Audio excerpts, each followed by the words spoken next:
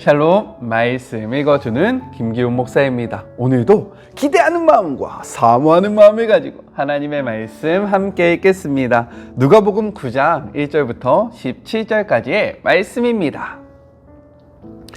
예수께서 12제자를 부르셔서 그들에게 모든 귀신을 다루고 병을 고치는 권세와 능력을 주셨다. 예수께서 하나님 나라의 소식을 전하고 병자를 고치는 일을 제자들에게 맡기셨다. 예수께서 말씀하셨다. 잔뜩 준비하지 마라. 간소하게 하여라. 너희 자신을 준비하여라. 고급 여관도 안 된다. 적당한 곳을 찾아가 떠날 때까지 그곳으로 만족하여라. 사람들이 너희를 맞아들이지 않거든 그 마을을 떠나거라. 소란 피울 것 없다. 무시해버리고 너희 길을 가면 된다. 제자들은 위임을 받고서 길을 나섰다. 그들은 이 마을 저 마을로 다니면서 하나님의 최신 소식, 곧 메시지를 전했고 가는 곳마다 사람들을 고쳐주었다. 통치자 헤롯은 이런 일들이 진행된다는 이야기를 듣고서 어떻게 받아들여야 할지 몰랐다. 요한이 죽은 자들 가운데서 살아났다고 말하는 사람들도 있고 엘리야가 나타났다고 말하는 사람들도 있고 또 옛 예언자가 출현했다고 말하는 사람들도 있었다. 헤롯은 말했다. 하지만 요한은 내가 목을 베어 죽였다. 그런데 계속해서 내 귀에 이야기가 들려오는 이 사람은 누구냐?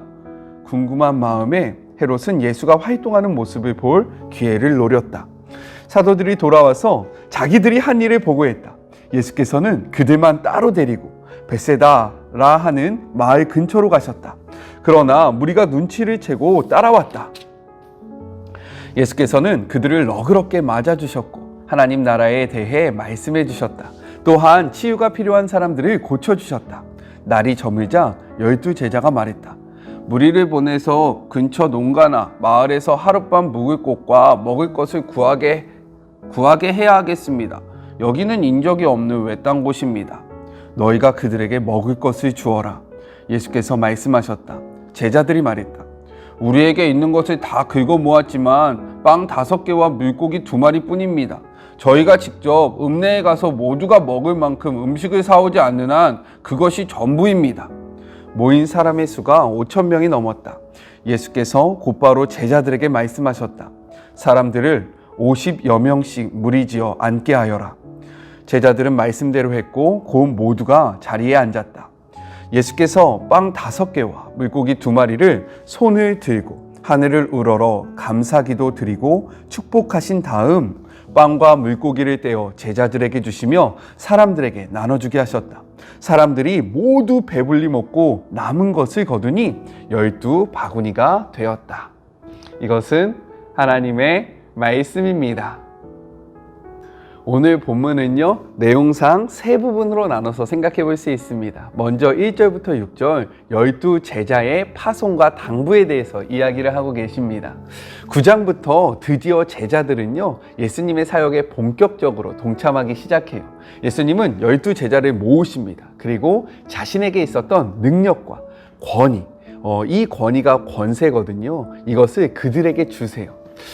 예수님의 능력은 무엇이냐면 원어적으로 보면 디나미스인데 이것은 폭발적인 힘을 의미합니다.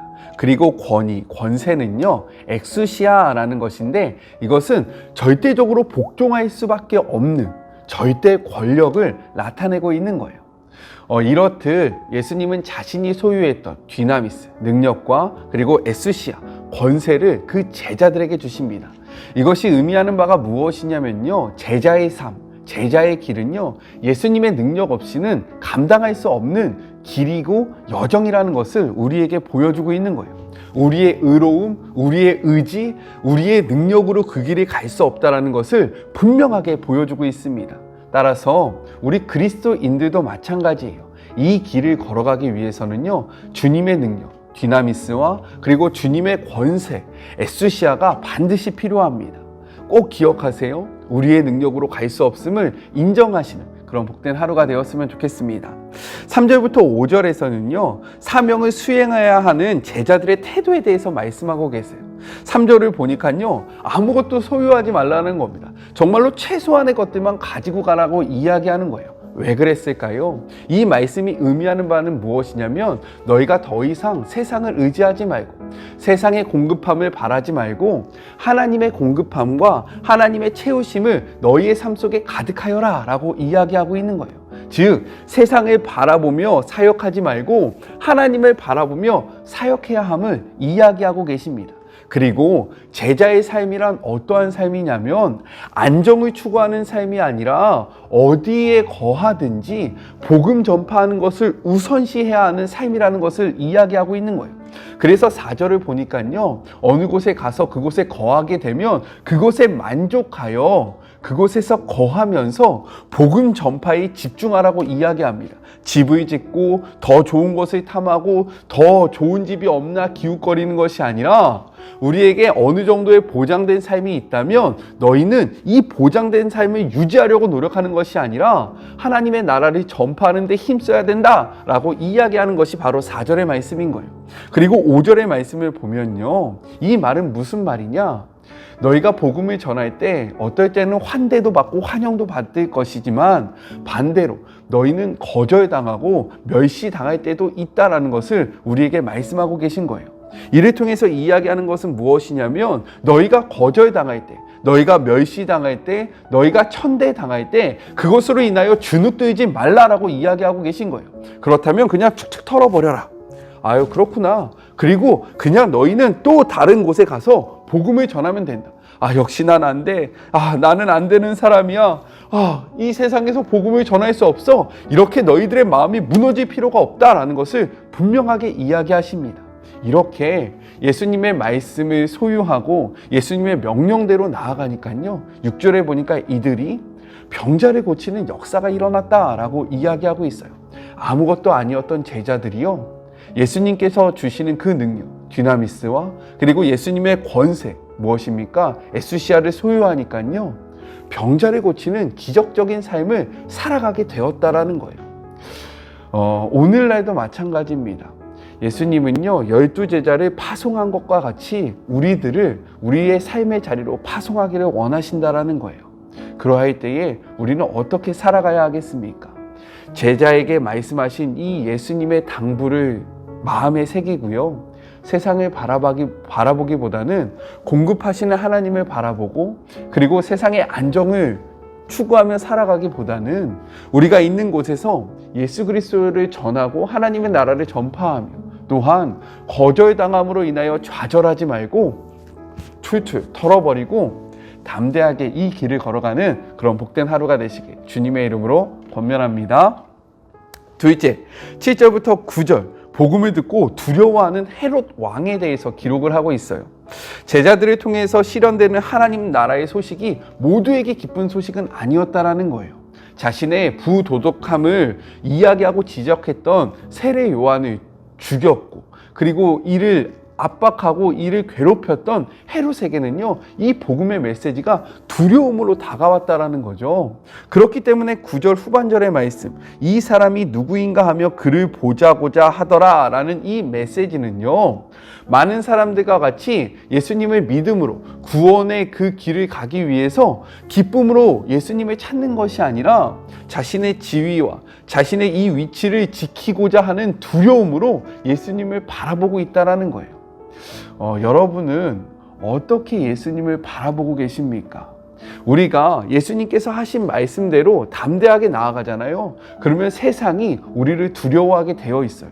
그런데 반대로 우리가 예수님의 말씀을 잊어버리고 세상에 속하여서 세상의 법칙대로 살아가잖아요. 그러면 우리가 세상을 두려워하게 되어 있다는 거예요. 지금 기독교는 어떠합니까? 우리들의 삶은 어떠합니까? 세상이 우리를 두려워합니까? 아니면 우리가 세상을 두려워합니까? 이 말씀을 통해서 다시금 우리가 나아가야 하는 삶의 방향을 온전히 아시는 그런 복된 시간이 되었으면 좋겠습니다. 담대하게 나아가면요, 주님을 바라보면요, 대적자들은 두려움에 떨 수밖에 없는 거예요.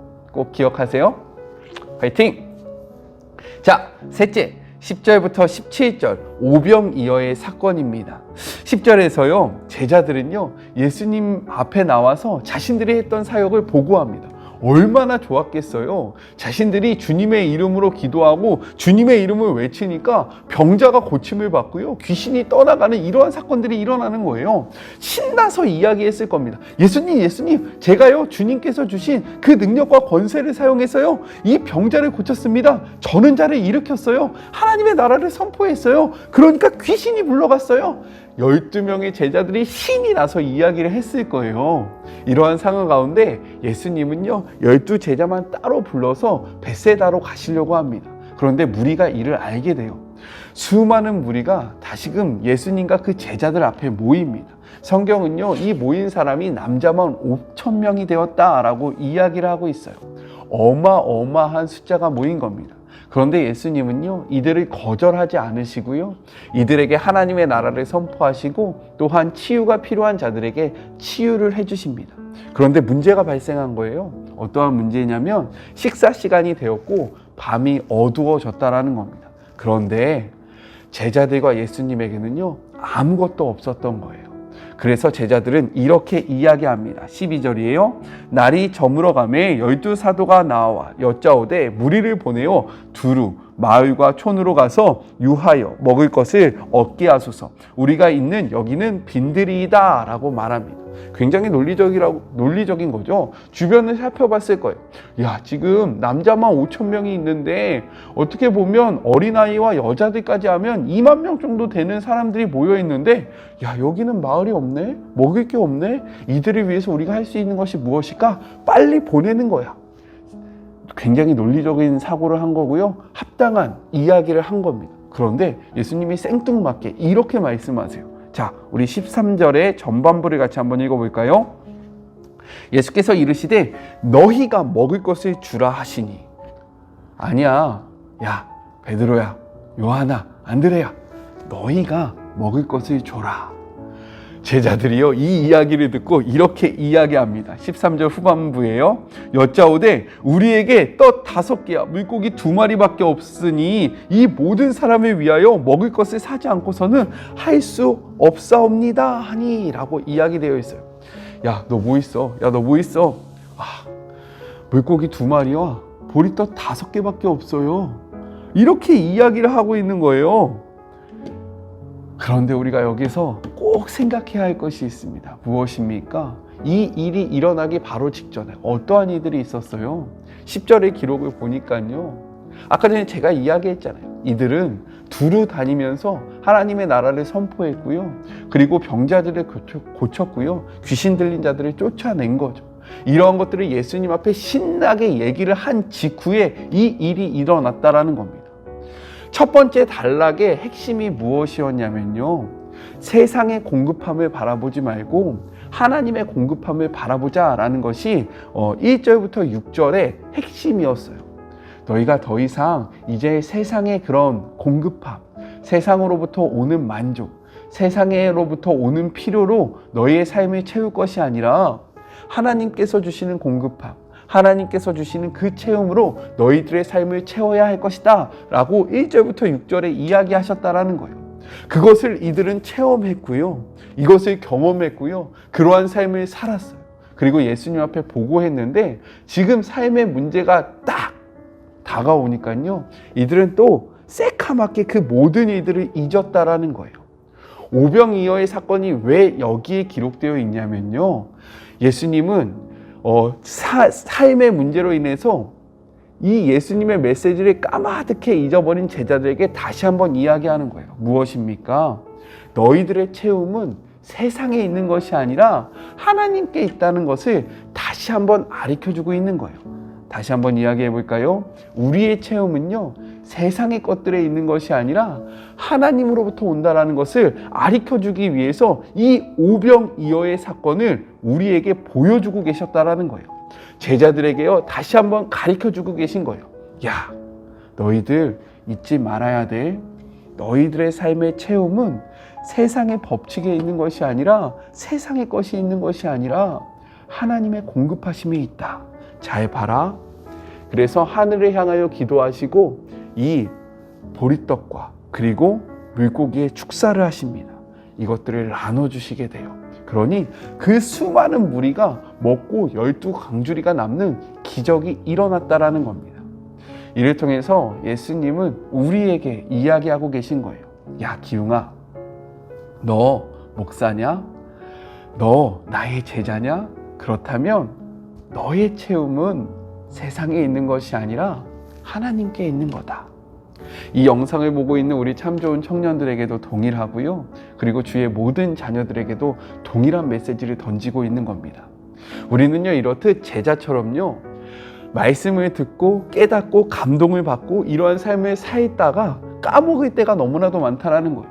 주일날 말씀을 듣고 아니면 매일의 묵상을 하고 은혜를 받고요, 맞아, 그렇게 하는 거야 라고 결단하고 딱 삶의 자리로 나아갔는데 문제가 다가오면 다 까먹는 거예요. 맞아, 안 되는 거예요. 야, 주변에 뭐가 있지? 세상의 것들을 찾기 시작한다라는 거죠. 이럴 때 이 오병이어의 말씀을 통해서요, 다시 한번 기억하셨으면 좋겠습니다.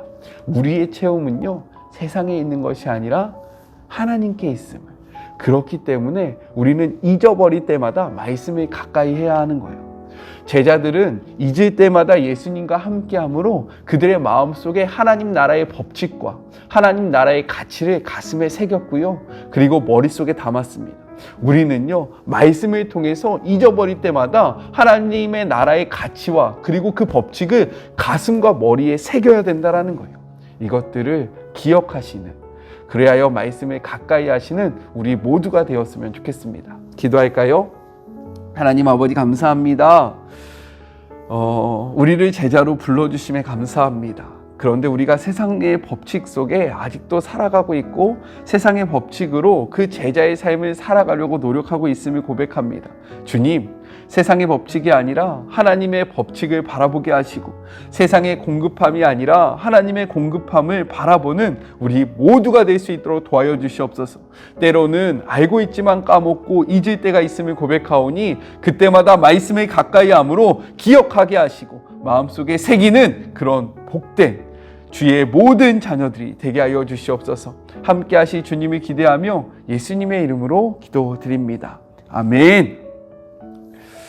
오늘 하루도 예수님의 능력, 디나미스와 그리고 예수님의 권세, 에스시아, 이것을 소유함으로 제자된 삶을 온전히 살아가기를 주님의 이름으로 축복합니다. 잊을 때마다 말씀을 보면서 우리 같이 기억합시다. 오늘도 너무나도 수고하셨고요. 사랑하고 주님의 이름으로 축복하면서 우리 내일 또 만나요. 안녕. 오늘도 힘내세요. 수고하세요.